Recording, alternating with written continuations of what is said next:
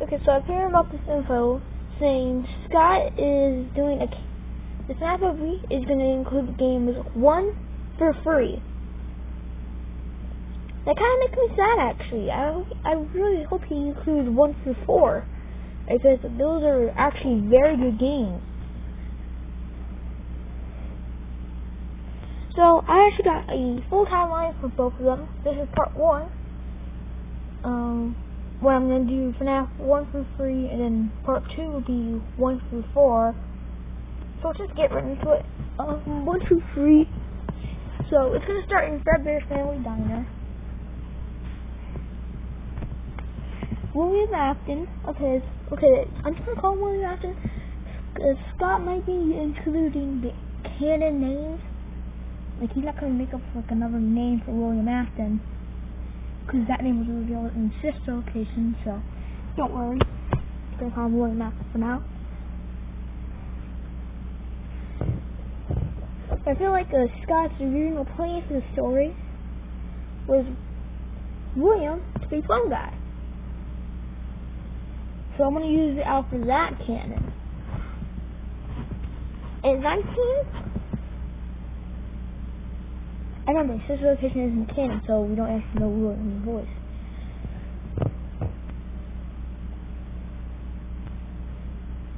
William, rubber guy, a employee of Fazbear Entertainment, finds the owner's daughter, Henry, or this random kid, murders him outside the diner, and this is starting Fazbear's. The security company comes out, and their souls fuse together. Charlie's soul is not in public. So it's kind of like phase 1 of the movie. Phase 2. Okay, so it was 1973.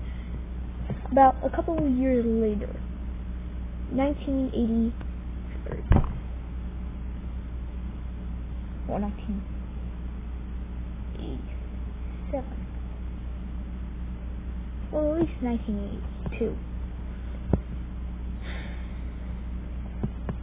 You know, this stuff like this happens.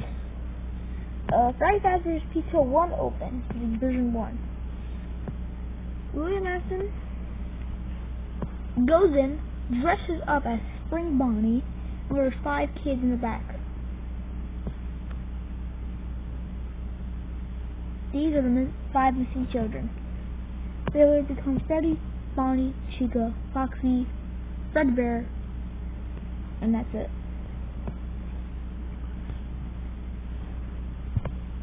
If we go into if it was 1982, 5 years later, it's 1987. Jimmy Fitzgerald gets a job at Freddy Fazbear's Pizza. He stays there for 5 months. He gets moved to day shift, and shit goes to the fan. Mangle bites Jeremy's frontal lobe. Jeremy didn't die. He still lives on.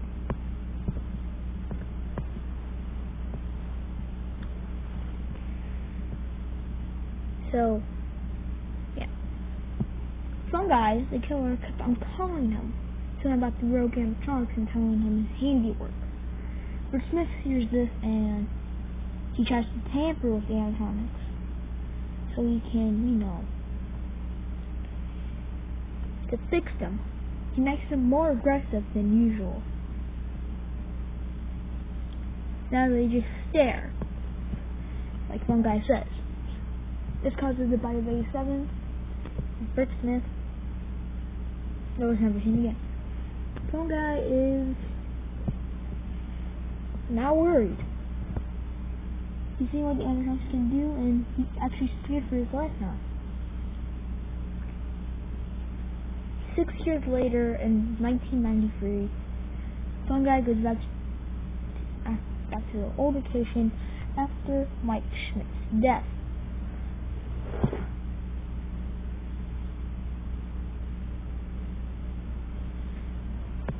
Mike Schmidt is actually Fritz Smith. He was fired for the same reason. He wanted to free the souls, and he knew about their souls because he he was possibly one of the kids that actually saw William leading. William destroys the influx, the souls rebel, and it causes William Afton's death. There. William's dead. On to Fnaf 3. This is mostly the final chapter of the story, so I'll try to make it quick and simple. The guy in Fnaf 3, possibly Jeremy Fitzgerald or Mike Schmidt, are going back to Freddy's. Well, not Mike. Christmas is dead and so is Mike, because Christmas and Mike are basically the same people. Jeremy goes back to find more about Fazbear's, so he can finally sue them for murder of children and all that stuff. That's what I kind of want that to be. Jeremy finds the old animatronic called Springtrap. He sets the whole attraction on fire, and that's it. For the final climax, there should be a whole huge battle against Jeremy. Jeremy escapes the building. Springtrap is sold at auction to a random dude. Jeremy buys the animatronic so he can finally finish him off. There should be a huge battle sequence where they're trying to wrestle themselves out. Cobra Guy gets the upper hand, and Jeremy goes straight at him, dropping off his head and ending the story of Fnaf. Thank you for watching this. Please like, subscribe, comment down below, and I'll see you guys tomorrow. Bye!